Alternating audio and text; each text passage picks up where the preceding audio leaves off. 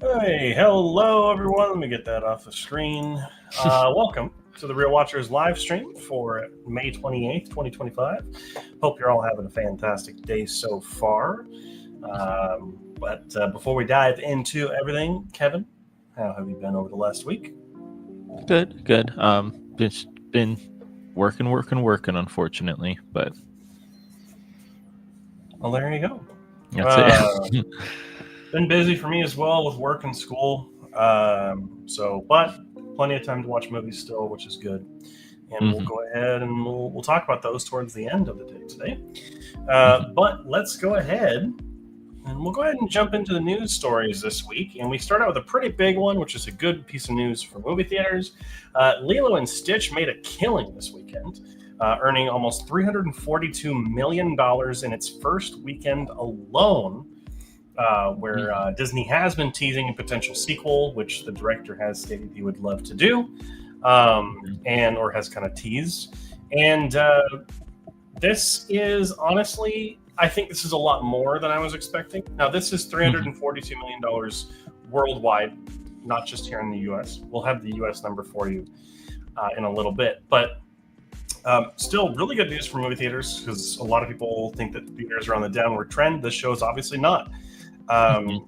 People are willing to come to the theater, and I went and saw this over the weekend, and my theater was packed. So Mhm. it's a good thing. I mean, no one would shut up because it was a bunch of kids, but Mhm. it was still really good to see that many people in the theater, and then Mission Impossible also did really well this weekend too. So overall, a Yeah. good weekend for the movie for E- the e- theater industry. Even when I went to Bloodlines this weekend, even though it was the second week that was ours, second week that it was out, it was still packed, which is great. There you go. Mhm. But moving right along. Yeah, next up, Doomsday and the Secret Wars delayed until December 2026 and 2027, delayed to focus more on the massive vision for the film. That's okay. Mhm. Yeah, That's perfectly fine. I think we kind of talked about this. I don't remember if we talked about this off stream, maybe, because I think they announced this when we recorded the video last week, not Hmm. during the stream.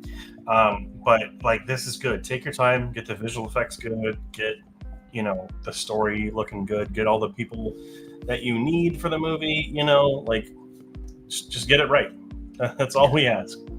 Hmm. And an amazing piece of news that I am super excited about. The Elden Ring film is official. It's coming from A24 and Civil War and Annihilation director Alex Garland. I could not think of a better director for this project.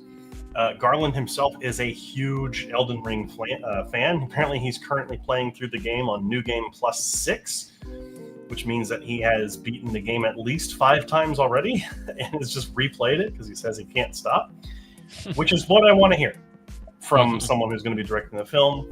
A lot of people are arguing about what this movie should be and who it should focus on. No, we don't know for sure. We will not know until anything is announced for this movie, but I think A24 is the right studio to do it, and I think Garland is the right director to do it. And I think this Hmm. could be their biggest budget movie to date, and would love to see what they can do with it. Maybe even the most successful movie as well that A24 has produced, It's because very possible, very possible. so many people know about Elden Ring and know what it is. So it would be cool to see. I mean, I would Yeah, be so down. I don't think it would be $1 billion movie by any means. I think but I think it'd still be very successful, especially for A24. Easily could be their highest grossing film ever. Yeah, So, yeah. all But right. next up, Superman will be 2 hours and 2 minutes. I think 2 minutes too long there. I don't know. I don't think they can sit for that 2 minutes longer. But no, good. I don't. Again, length doesn't matter in a movie, but sometimes I think a 2 hour spot is pretty. Didn't quite hear what you said there. It looks almost like your mic kind of. I was gonna say like the 2 hour mark is pretty premium to me. It's not like it's not too long, it's not too short, or I don't anticipating it on dragging. I would say. Sure, sure. And I'm hoping that they don't just shove too much into this movie. It's one of my only Hmm. concerns from the trailers, but who knows? We'll definitely Hmm. see when it releases, Hmm. which is just next month or Yeah, crazy. end of June, I think. Alrighty, next up, Sinners will be releasing on physical media on July 8th, 2025, which is Blu-ray, 4K, and DVD. And then digital will be releasing on June 3rd, so you can rent it as of June 3rd.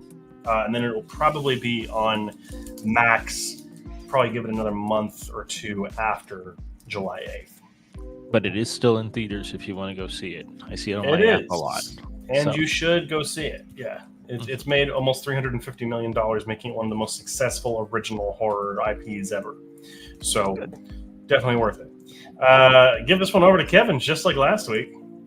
Yeah, Michael Bay has confirmed that he is not directing the Skibbity Toilet film, which, where's the confetti? We need it. Now, this does come with a caveat. We're still getting a Skibbity Toilet film. That we know of. He's just not directing it. It might be rumored that he's producing it or is a part of a team of something making it, but he's just not directing it. Stupid. So, yep. Anyway, next up, Martin Scorsese has announced his next film after the Hawaiian crime film that we're getting with Dwayne Johnson and others. Will be called Midnight Vendetta, which is about the birth of the Italian crime families and the Italian kind of mob system in the U.S.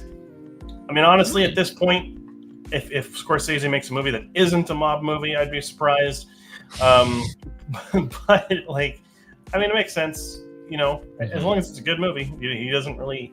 I can't think of a bad Scorsese movie off the top of my head. So, you know, hopefully it's good. He's like, I got a Hawaiian crime film, but let me go back to my roots. Let's do Italian mobs. Gotta get back to the Italians, man. Yeah. Is it Ryan Johnson? Yeah. Yeah, Ryan Johnson gives update on Star Wars. I lost my train of thought. Star Wars movie trilogy. Was sidetracked by Knives Out. And you know what? That's okay. Knives Out, I think, will do a little bit better for him. But he basically, I read his interview, and he said that, you know, he's been focusing on Knives Out. He also has, I think, Russian Doll is the series that he co-created or something that's going on right now. It's very successful. So he's busy at the moment. And I would like to see him return to the franchise and to do his trilogy. And he did say that if he is invited back, he would love to do it. And he did go into detail on like how he's doing kind of after all the Last Jedi controversy. And it sounds like he's looking at everything very positively, even though people hate his guts. You know, like he's, you know, it's like you still got to mess around in a universe that you love. So he's like, doesn't look at it in any negative way at all, which, you know, hey, good for him. Speaking of Star Wars, though, Ryan Reynolds wants to make an R-rated Star Wars project. Now, what's very important about this, and this is what he did go on to say, it doesn't have to be overt A+ characters. There's a wide range of characters you could use. And I don't mean R-rated to be vulgar. I mean R-rated as a Trojan horse for emotion. I always wonder why studios don't want to just gamble on something like that. I'm not saying I want to be in it. I would be a bad fit. I'd want to produce and write or be a part of this behind the scenes. Those kinds of IP subsist really well on scarcity and surprise. We don't get scarcity really within Star Wars because of Disney Plus, but you can certainly still surprise people. And I think that, yeah, it's a very good point. Like, obviously, R-rated does not mean raunchy or sexy or violent, or like it can just mean like you can tell more adult stories, and adult not meaning those kind of vulgar things, but like a more nuanced story. Like, you know, if Andor's as close to R-rated as we've gotten with Star Wars, and so I think a storyline like that, or the one that's more emotional told on the screen, easily. I would love to see it. Or if it's, you know, Osgood Perkins, the guy who did Longlegs, wanting to do his Star Wars, his Darth Vader Nightmares anthology. Great. I would kill for that. So Great. Something that shouldn't happen. Mamma Mia 3 is still in development, and Sabrina Carpenter rumored for a role. Who I could give two shits about this. The only reason I put this on here is I know there are people who are fans of these musicals and these, and you know, I will admit Sabrina Carpenter is a talented artist. I do really enjoy Espresso, the song she has done. And I think she'd be a good fit for a pop star kind of going into there. She does look like some of the actresses who are involved. Could be a child or a friend of someone. Who knows? But anyhow, last up here, and actually a very new piece of news that I just saw earlier, Marvel has reportedly met with the Philippou brothers about a project, supposedly a secret project. This is the Philippou brothers who gave us Talk to Me and are giving us Bring Her Back this coming week, and has met with them about something, which is really cool because they're very talented young filmmakers, and I think they have a penchant for action. So anything they do with a lot of stunts would be awesome. But we have yet to see. This could just be a rumor, and because apparently Marvel met with the Daniels as well, who did Everything Everywhere All at Once. Who knows? Yeah, who knows? Hopefully some future projects that they get into, though. That would be cool. Exactly. Alrighty. Let's see here. Okay, I don't get what you're saying there, Fox Pixar. All right. Next up, let's go ahead and get into the trailers we got this week. Not a lot of them. No, not a lot of them, and only a couple good ones. Yeah, I think Elio looks really cute. I'm all here for it. I mean, it just looks cute to me. I'm sorry, but the whole premise of him wanting to be abducted and stuff, but it has like those really like cringy kid jokes in it that I've already seen from the trailer. So I don't know. I mean, like the little like slug kid when he's like, I've never been called a liability before, or no, I've never been called a bargaining chip before or whatever. He's like, I've been called a liability. I've been called a disappointment. That's hilarious. My mom and I went and saw Lilo Stitch this weekend, and I was cracking up, and she was cracking up too. So like, I don't know. I think it looks really cute. I think after Inside Out 2, we kind of need more of a cutesy one again. Like I feel like you have to kind of alternate it. But I do think you can really touch on some unique things, right? Because it's not just a kid who wants to be abducted. It's a kid who wants to belong. And there's a very powerful story in that. So hopefully that's where they go with it. And it's not all cutesy, but who knows? I think Materialists also looks like it's going to be a good film, kind of more of a romantic comedy type. But I think that Celine Song is very good at that. And then Good Fortune looks like it'll be a lot of fun with Keanu Reeves playing a mediocre guardian angel. So who knows? Alrighty. Hey, let's go ahead and get into the box office, Kevin. Yeah, box office. Great for the box office this week. I love it. Number one coming in, Lilo and Stitch. No surprise there with 145.5 million. Number two, Mission Impossible: The Final Reckoning, not part two.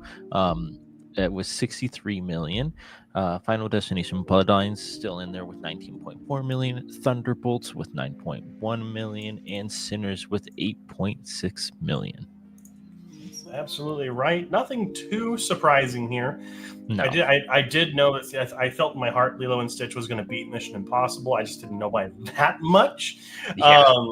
But I mean, hey, honestly, after the disappointment of Snow White for the company, hopefully, I don't want this to reinvigorate their live action remakes. I think this should still make them pause and recollect a little bit. But I think it'll help them recoup. Unless. Just hear me out.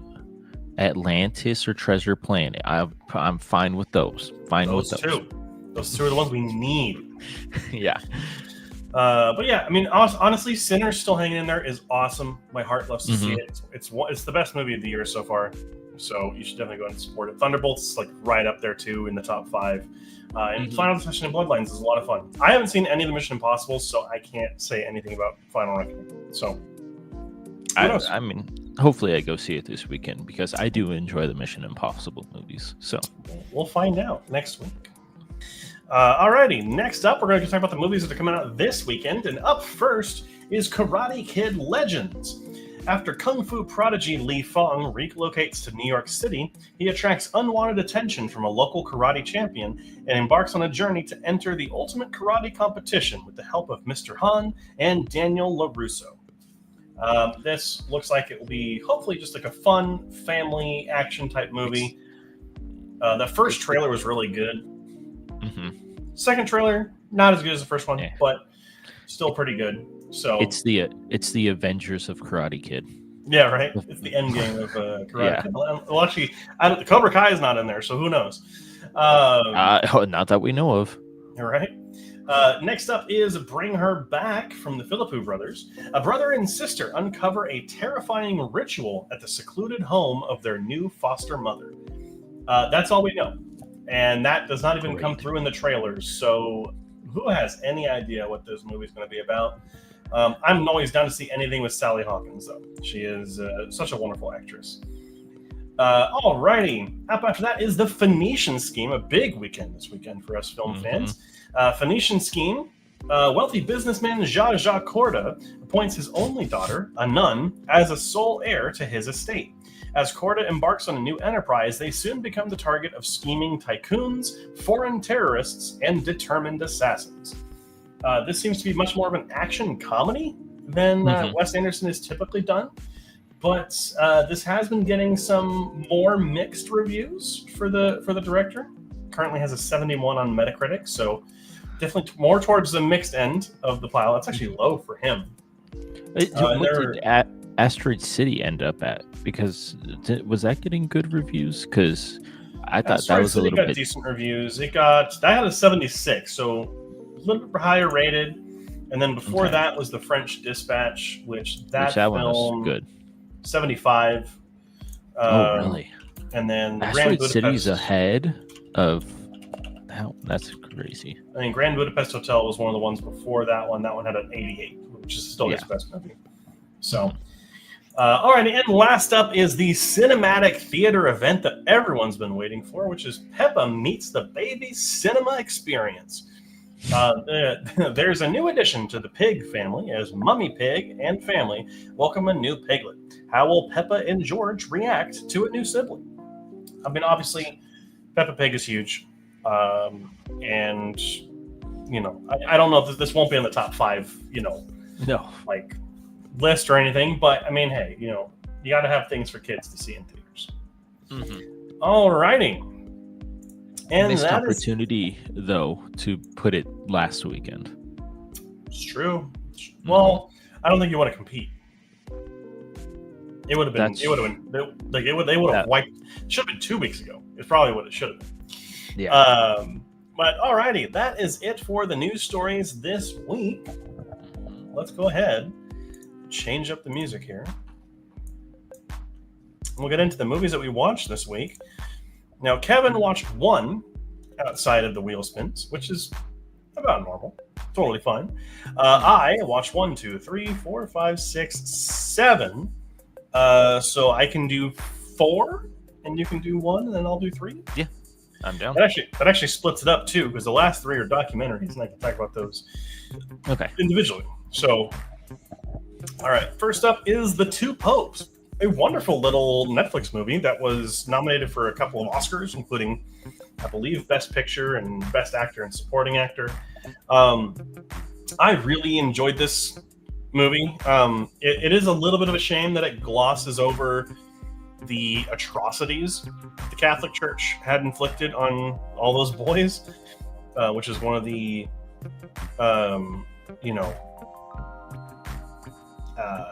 the reason why Benedict was the one that resigned, and then Francis eventually ended up taking over. But that's not what the film's really about. It's about the friendship that grows between these two men, about perceived difference and how that difference can be negated through, forgiveness, through a common belief. It's, there's some very Christian themes that move through this movie. I would say this is a very performance-centered film. Anthony Hopkins and Jonathan Pryce are incredible in this movie. If you want a masterclass in acting and how you can portray someone who's still alive, you should definitely check this film out. Both of them feel truly like the people that they're playing, which is something truly incredible. I do think that there's there's a little too long of time it spends on Francis's life before he became a priest and kind of just after. I think by shutting that down a little bit, by cutting that down a little bit, it would have been good. But I think it's also instrumental to understanding how he became who he is.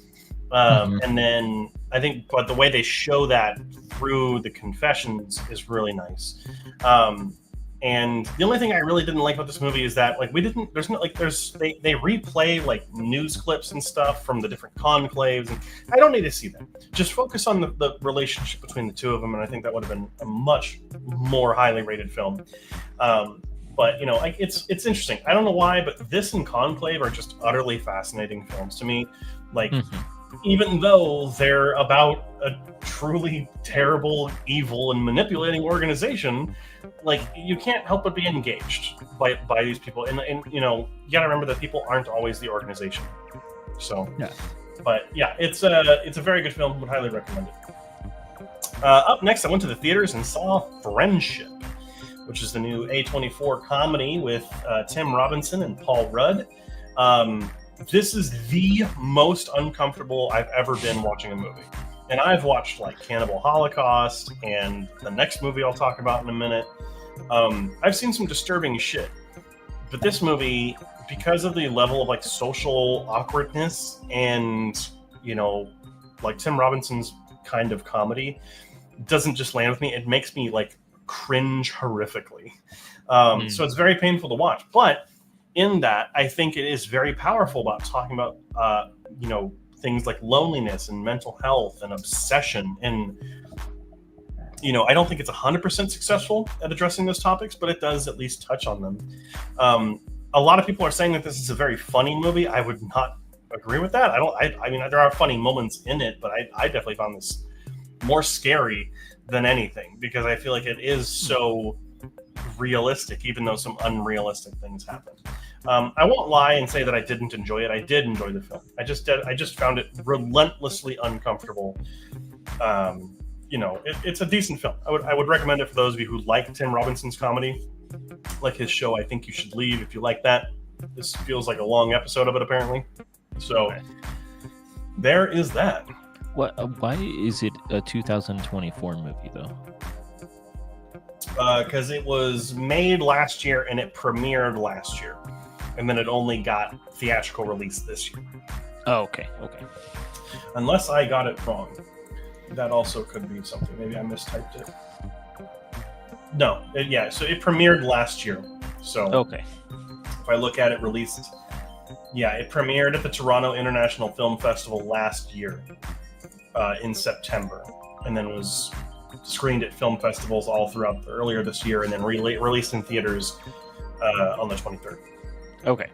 So that would be why. But I count it as a 2025 film. Because I released in 2025 in theaters. Anyhow, next up is Henry, Portrait of a Serial Killer. I have a list of movies that I keep from YouTube videos that I see, like, oh, these are the most disturbing films of all time. Because I like watching disturbing shit. And this movie feels scarily real at points. And I think because it's made for such a low budget, it feels all the more real. The way that the music works in this is just so creepy, and it is very kind of off-putting. Michael Rooker, who we all know from Guardians of the Galaxy and other films, no pun intended, he kills it in this movie. He's cold, he's empty, he's calculated. It's just this brilliant performance. You know, it's not like a dramatic role like Hannibal Lecter, and it's not introspective as something like The House That Jack Built. This one is just like a sociopathic killing machine, and you don't watch him. There's not a lot of actual scenes where he does kill people in this movie. It's more so you see aftermaths, and you just feel that emptiness from him. He's like a void, and it's really, truly terrifying. Also, Tom Towles plays his acquaintance, who he brings into the world of serial killing. He kills it as well.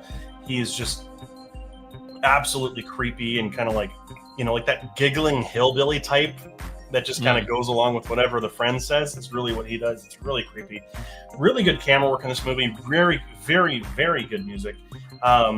There's kind of that dread, like long legs, that persists throughout the entire thing, and I love that.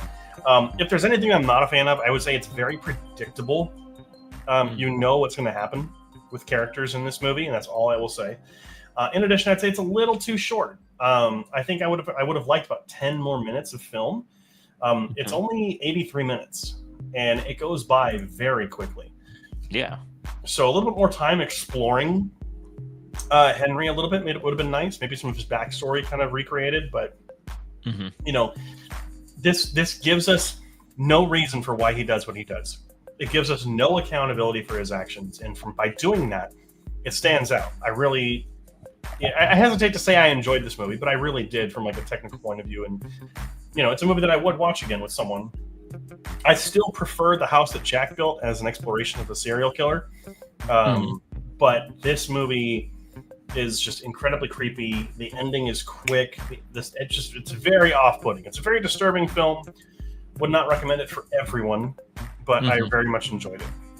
Nice. And lastly, before we get to Kevin's only one, is Lilo and Stitch from 2025. This was a cute family film, and it was never going to be better than the original. And this one is not better than the original. It does make some changes, there are some changes in this movie that some of them are good, some of them are not. But that's the nature of a live action remake. You don't keep it exactly the same. You do have to change some things. And I think to streamline the film, they made some choices that, for better or for worse, they had to make. What really works here though are the actresses who play Lilo and Nani. They're fantastic. Their chemistry is wonderful, and you really feel like they are sisters. It's nice to see a kid who actually acts like a kid.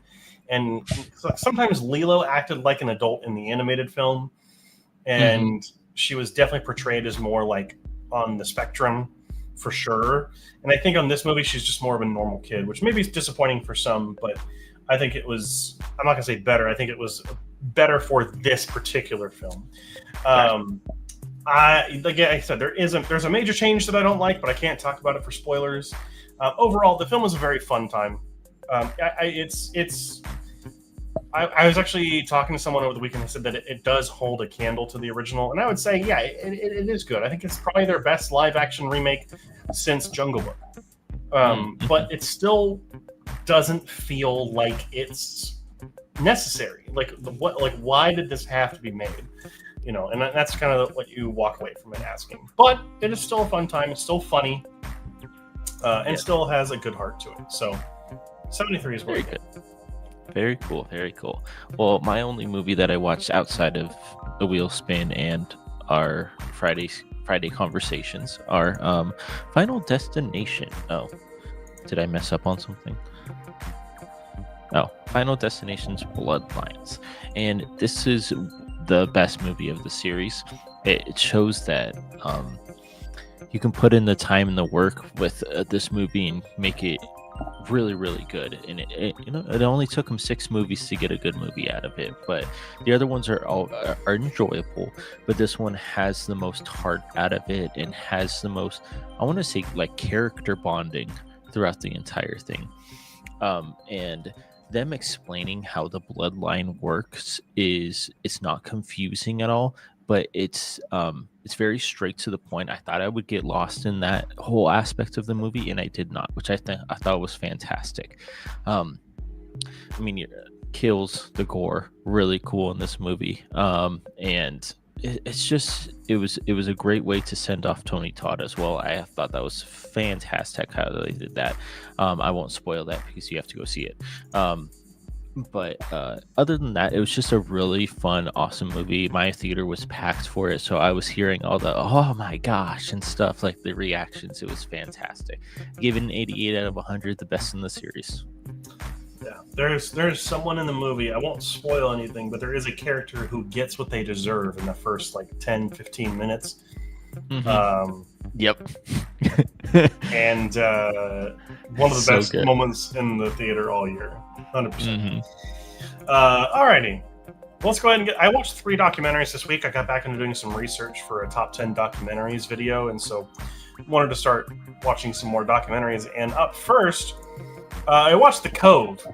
Now, I actually watched this before I watched Lilo and Stitch, so it was quite crazy to go from this to Lilo and Stitch. For those of you who don't know, The Cove is a 2009 documentary about a town in Japan that every year is responsible for the slaughter of 23,000 dolphins, and it, through some illegal means, they are able to get footage of the actual events happening. They go over Japan's presence in the International Whaling Commission. For those of you who remember the South Park episode about the Japanese killing off whales and dolphins, I believe this documentary was the reason why they made the episode. I could be wrong, but I remember that being the case. This, man, like, I'm not going to get the images out of my head of just this entire cove being filled with blood water. And just innocent dolphins. Like, it's not even the fact that they're being killed for food or anything. They're just, some of them are, but they are just relentlessly slaughtering these. There's one image in particular where there's a smaller dolphin, easily a child, which is like up against the net, and its tail is sticking out of the water, and it is just frantically moving like it is scared for its life, because it is. Now, I'll be honest. I mean, I care about animals. I'm not completely heartless, but I'm often of the persuasion, like, if we can't even figure out human rights, how are we supposed to figure out animal rights, right? And this movie makes me go, no, okay, yeah, this is really fucked up. I would say that I would have liked to have seen.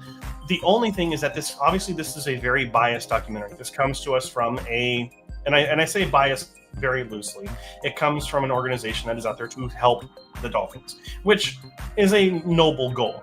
But I would say there's not enough attention placed on the angle of the Japanese or that town, and there's not enough. There's not two-sided. It's a very one-sided documentary, but it does address a lot of their arguments in the actual documentary, but it doesn't actually get a lot of information directly from Japanese sources or talking to people as much as I would have liked to have seen. But I think that the footage speaks for itself in this short. And unfortunately, nothing has really changed. This practice still goes on to this day. However, it is better documented than ever. The only thing that has really changed is that the fishermen in the area will put up tarps to block people from actually seeing. They'll bring the dolphin close to the boat, hold out a tarp, and then kill it so you can't get it on camera. It's messed up. It's a lot better than Blackfish, I would say. If you care about animal rights, I think this is an important documentary. You've probably already seen it. It does make you lose faith in humanity a little bit, but there's also a lot of human beings trying to do the right thing. So I think that this is a necessary watch. As hard as it is to watch, it is definitely necessary. Up after that, Kevin, I got a new 5-star, 100 out of 100 I see movie. that. Paris is Burning is a 1990 documentary, and after watching The Cove, my heart had really sunk a lot. There's not a lot of faith in humanity, and I think that this was the perfect documentary to watch after that, because it really restored a lot of faith in humanity. This is a examination, or like a portrait of the drag and trans, and I guess you could say gay culture in New York during the late 80s. It's initially recorded in 1986, and then expanded upon a year later in the footage. That specifically follows what's called a ball in the culture, which is where people who are in drag or like to dress up, or people who are trans can come out and kind of like strut their stuff. It's almost like a catwalk type, like a modeling show, but for the community. I'm putting it very lightly. There's a lot more that goes into it, like voguing and things like that, right? And I think you see so many people, and there's such a joy, and there's such a collaborative, creative spirit in this, and it's very powerful. It's a very fun and beautiful film. I think there's a storyline that's told. There is a trans woman in the film who's a prominent person in the first part of the documentary, and then we find out a year later, when they come back to film more footage and it's become more popular, that she was found strangled and beaten to death, because that's something that the community faces every day to this day. And it's so crushing. It's a heartwarming documentary, but it is also like a heartbreaking documentary as well. It's just a reminder to live how you want, love who you want, express how you want, be who you want to be. And I think that it's just a very beautiful message and a very positive film, even within some of the it also brings up like AIDS and the culture at the time. So a very powerful film. If you have a chance, I would highly recommend watching it. And I absolutely loved it. So we got a 5 out of 5. And lastly, last night I finished this documentary. 5 came back. Now, I was not going to review this because it's a 3-episode mini docuseries on Netflix, which that's not a movie. However, this did premiere when it was first shown off. It premiered as a single 3-hour film. So, with that in mind, I did review it as a documentary film because that's originally how it was displayed. And you could watch it that way if you edit out some of the stuff. So, however, this is a fantastic and thoroughly researched documentary on 5 of Hollywood's most legendary directors: John Huston, John Ford, William Wyler, Frank Capra, and George Stevens, who are all Academy Award-winning directors, very talented people who, after the outbreak of World War II, enlisted in the military and wanted to serve the country. Now, some of them were too old for combat, but they were embedded into combat units as war filmographers. They were making and recording footage. And it's absolutely engaging, right? Obviously, you get a little bit of history on each of the directors. You see some of their accomplishments, and then you get launched into the war just like they did. It also it examines propaganda and how we took a lot of inspiration from the German propaganda at the time to make our own propaganda, even though it wasn't exactly the same content-wise. We weren't telling that a whole race of people should have been eliminated, but it also touches on there's some really bad racism towards the Japanese in a lot of these films during the time, right? Because the Germans wasn't a race war for us. For the Japanese, it was, and it's really fascinating how they talk about that. But every director who's talked about in this has a director talking about them. So you get Steven Spielberg, you get Lawrence Kasdan, Francis Ford Coppola, Paul Greengrass, Guillermo del Toro. These directors are coming together to share the stories, and it's really, you can tell that these are people who are passionate about who they're talking about, telling it to you. And then there's an incredible narrator in Meryl Streep who gives a wonderful narration to this. It's just a fantastic documentary. If you like film at all, film history, how films are made, I would highly recommend watching this. It's in 3 parts. Netflix did break it up into 3 episodes. I think they should have just kept it as one film. But that's a lot easier to watch for most people, I would say. So definitely recommend checking it out. Oh, that was a lot of talking. Hopefully I made a lot of sense there. Well, thanks for making me a sad panda, Garrett, and I will not watch The Cove. Thank you. Sorry about making you a sad panda. But it is one of those things, if you have the stomach, if you're in the right frame of mind, I think it is a necessary watch, because we need to be reminded on a daily basis that we humans are not good people all the time. So, but let's go ahead and dive into our wheel spin stuff. So, Kevin, you're short. You're muted. Kevin, you're muted. There we go. Yeah. No, my first one up, my short was That's My Mommy. And I could swear I've seen this before, but I cannot remember when or why or how. But it's still good. I mean, animation's really good at these times. I'm always going to say it because they are. This duck sounded a little bit too much like Donald Duck, though, while he was talking. So his voice did get a little bit annoying. And how Jerry's trying to rescue him, but that's his mommy. That's all he says a lot of the time. And then Tom finally kind of confronts him with love because he doesn't want to kill the duck, pretty much, and that is the whole story wrapped up in a pretty little bow. So I give it a 76 out of 100. Really, really good short. It's just he did get a little bit of annoying, unfortunately. All right. Similarly, my short was The Leghorn Blows at Midnight, which is a new Foghorn Leghorn short that feels exactly like Walkie Talkie Hockey, almost to a T. I feel like there's a point when all these Foghorn Leghorn films start to feel the same, and I think it's specifically the ones that have Henry Hawk in them, or whatever the character's name is. Like, I think it's good. It's just not great, and ultimately, it's just a little disappointing. Like, I feel like I've seen it before.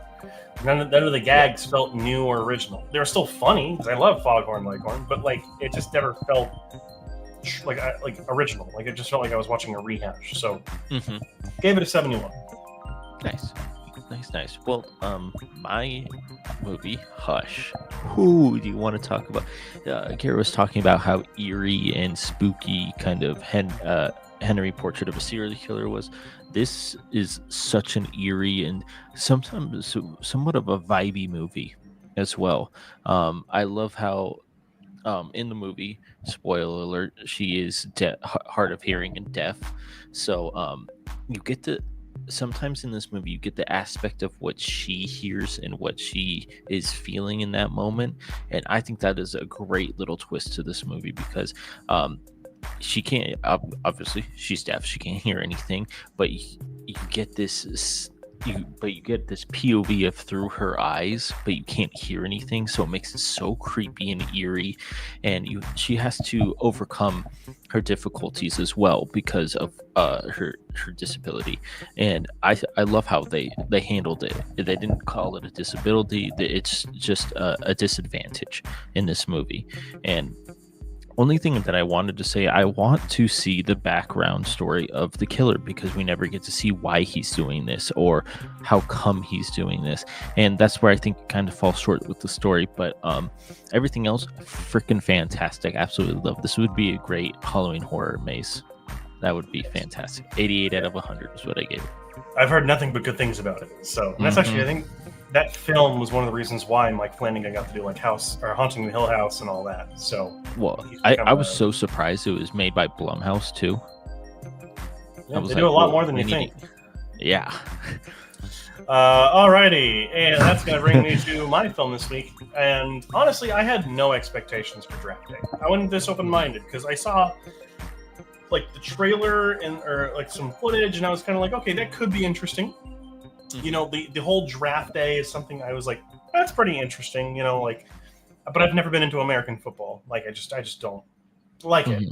Like, I was hoping that it was going to be something along the same lines as Moneyball, right? But this movie, the only thing I can say about the movie is that it works.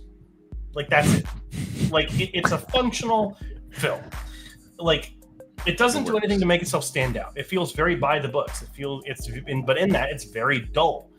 And I don't like how seriously it takes itself. Oh. It's just American football. It's not like NASA. Like, why is this so intense? I mean, Kevin Costner's at least somewhat enjoyable in this movie. Like, he does some fun stuff in it where you're like, oh, that's kind of smart. But like everyone else is just fine in this movie. Like, they feel like they're perfect picks for their part, but they're just fine. Like, maybe it's a script. Maybe the script had nothing going on, so they were doing as much as they could. I feel like everyone understood the assignment here, which was to make a film that's entertaining enough for sports fans, but we're not really going for any Oscars here. This movie, like, it's not long, but it feels poorly paced, and it feels like it really drags. And maybe that's just because I have no interest whatsoever in whatever's happening. They failed to make the Draft Day interesting to me, which I've seen Draft Days happen when I'm at like Buffalo Wild Wings or a restaurant. And it's kind of cool being around American football fans who really enjoy watching it. It's got an energy to it. This movie had none of that. It just didn't work. It's unfortunate that this is one of Ivan Reitman's last movies. Ivan Reitman's the director who did Ghostbusters. I'm sorry that this is one of his last movies. The best way to describe this movie is it is a cooked chicken breast with salt and pepper. It's bland. It works, and it's edible, But there's so many better options out there. You could spice it up with some lemon and serve it over rice. Or you could cover it in cheese and serve it over spaghetti. Mhm. But no, you gave me a paper plate with a cooked chicken breast on it and nothing but salt and pepper. It's bland, but it worked enough. And, like, also Diddy's in this, so I feel like this could be good. Yeah. How?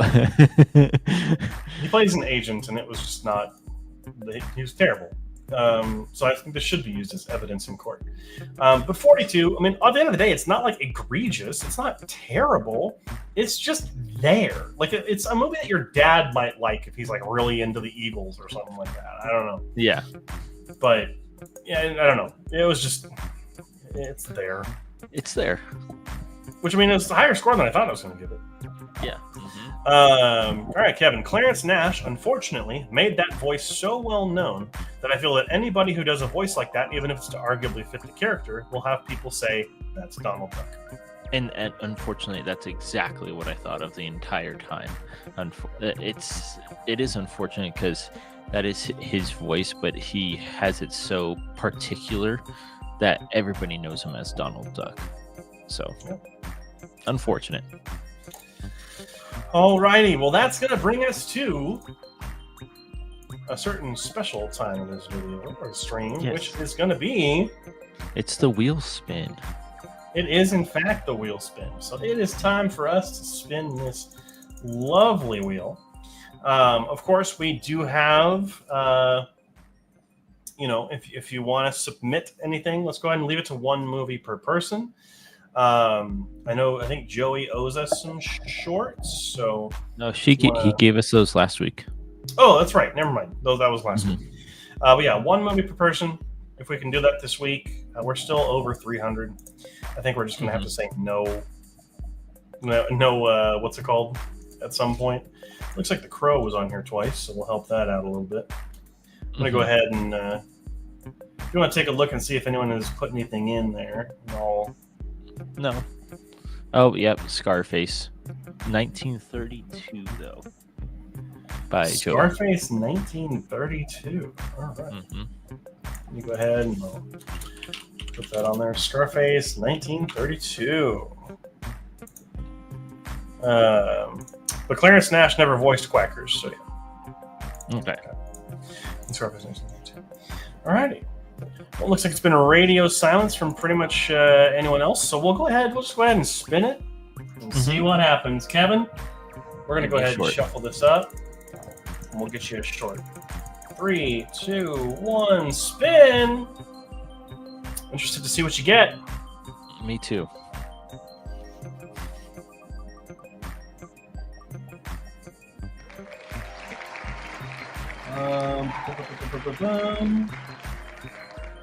Okay. Well, Kevin. Did I get Stalker? You did. I did? Yeah, you did. Stalker Shadow of the Zone is going to be Kevin's short this week. I'm going to leave that on there, and I'm going to put my initial on it because I will get it at some point. I want to watch it. All right. I'll go ahead and spin for my short real quick. If it lands on it again, that'd be really funny.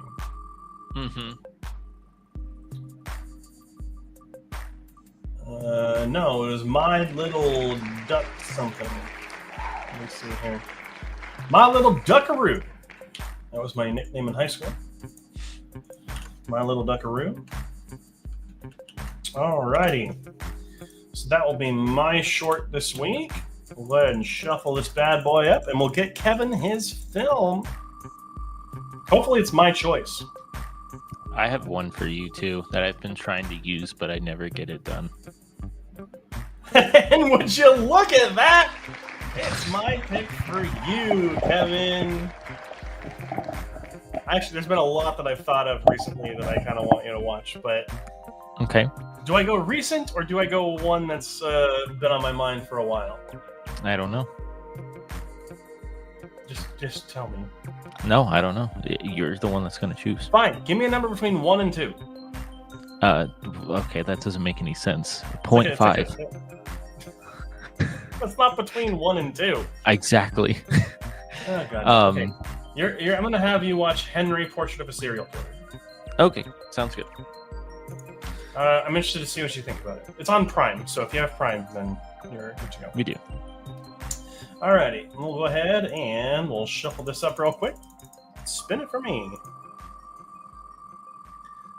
Joey says, you had a lot of odd nicknames in high school. I was in a lot of cliques. A lot of different groups of people had a different name for each one. Misery! Oh, hell yeah. It's one that was just for me. Yes. All right. Yes. I've been waiting to watch Misery for a very long time. So good. I haven't watched it because it's been on the wheel, and I didn't want to, take something off of here if it has my initial on it. Would rather leave it there, But there we go. That's a great There is our movies this week. So Kevin will be watching the short Stalker, Shadow of the Zone, which he has taken from me, that's fine. You can watch it. It's totally fine. And then we'll be watching my pick for you, which is Henry, Portrait of a Serial Killer, which I'm very excited for you to watch. And then for me, I'll be watching the short My Little Duckaroo and the feature film Misery, which I have not ever seen, which I'm very excited to watch for the first time. And that's going to be it for the live stream tonight. Thank you, everyone, for joining us. We always love having everyone here. Of course, make sure you're subscribed. We've got some stuff coming down the pipeline, like Movie Club, which comes out on Friday and is poised to be probably our most interesting episode of Movie Club yet. Because of how we both feel about this particular movie. We will be doing an episode on The Big Lebowski, which will be coming out on Friday, so make sure you subscribe so you see that. And of course, we do have our live stream here, which goes live every single Wednesday at 7 p.m. Pacific Standard Time. We'd love to have you every week. And that's going to be about it. There might be a chance, if something ends up happening next week, it's very possible, but we'll see. My brother and my sister-in-law are expecting a baby. It could show up on Wednesday next week, and if it does, then I will probably not be here. I will say that takes precedence. If becoming an uncle is a little bit of a historic thing. But I think the due date is before that, and I think they might try to induce a little earlier. So who knows? But we'll see what happens. Should be here as normal, but if anything happens, I'll make a post on YouTube. So, but that's going to be it, everyone. Thank you so much for joining us, and until next time, make sure to keep those eyes on the screen. Have a good night, everyone.